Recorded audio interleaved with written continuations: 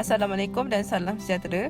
Kami merupakan kumpulan 4 dari set 43 pengurusan dan analitik data ingin membentangkan kajian kami tentang impak ketidaktentuan geopolitik ke atas mata wang dunia iaitu Jepun dan Korea Selatan.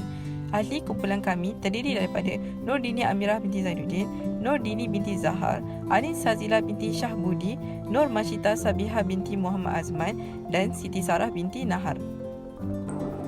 Seterusnya adalah latar belakang bagi negara Jepun dan negara Korea. Jepun merupakan sebuah negara kepulauan yang terdiri daripada 4 pulau utama seperti Honshu, Hokkaido, Kyushu dan Shikoku. Korea di semenanjung yang terletak di antara Laut Korea di sebelah barat dan Laut Jepun di sebelah timur. Terbagi kepada dua negara iaitu Korea Utara dan Korea Selatan. Dari segi ekonomi, Jepun mencapai kemuncak gemilang pada tahun 1980-an iaitu selepas pasca Perang Dunia I. Jepun menjadi peneraju dalam sektor teknologi, elektronik dan automotif. Manakala Korea, ekonominya yang lemah pada pasca perang namun inovasi dalam pengeluaran pembuatan dalam industri seperti elektronik dan automotif. Dari segi politik, Jepun adalah Parlimen Raja berperlembagaan, Maharaja sebagai ketua negara, Perdana Menteri sebagai ketua kerajaan. Selepas perang, Jepun dikuasai oleh LDP. Manakala Korea pula sebuah negara demokrasi berperlembagaan dan menjadi demokrasi moden yang berfungsi sepenuhnya. Kadar KDNK nominal Jepun lebih banyak daripada Korea Selatan dan Jepun dijangka populasinya menurun menjelang abad ke-21 manakala Korea Selatan pula berpotensi memainkan peranan dominan dalam ekonomi global menjelang abad 21.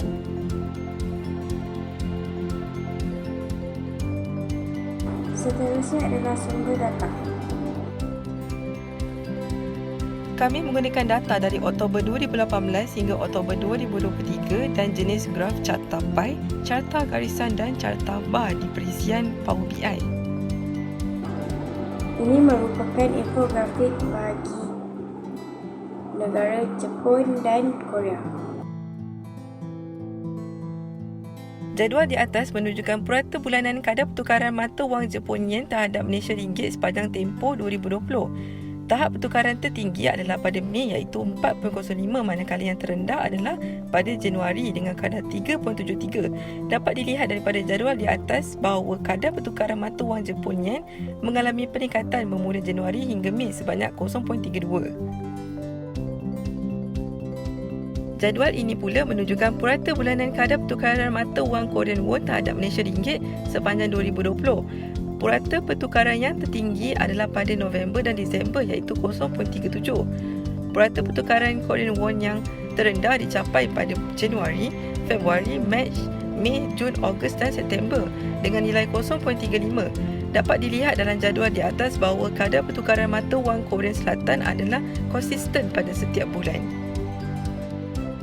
Kesan COVID-19 kepada ekonomi iaitu pengucupan ekonomi Jepun sebanyak 7.8% pada suku kedua 2020 yang menunjukkan ketidakcekapan iaitu jatuh pada 0.32% terhadap ringgit Malaysia dan penurunan permintaan, penguatkuasaan kawalan pergerakan dan penutupan perniagaan menyebabkan tekanan.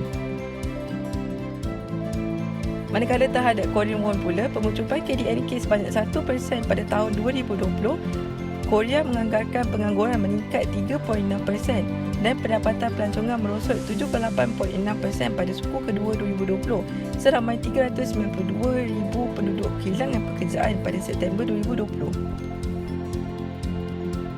Cabaran sebagai pelabur adalah ancaman keselamatan cyber dan ketergantungan pada teknologi yang mana pelabur perlu memberi keutamaan kepada keselamatan cyber dan kerjasama dengan pihak berkuasa tempatan.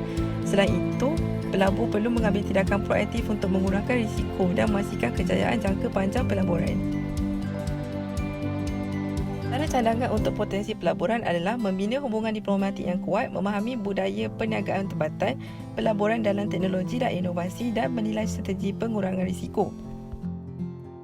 Berikut merupakan refleksi bagi impak ketidaktentuan geopolitik ke atas mata wang dunia. Akhir sekali adalah kesimpulan secara keseluruhannya.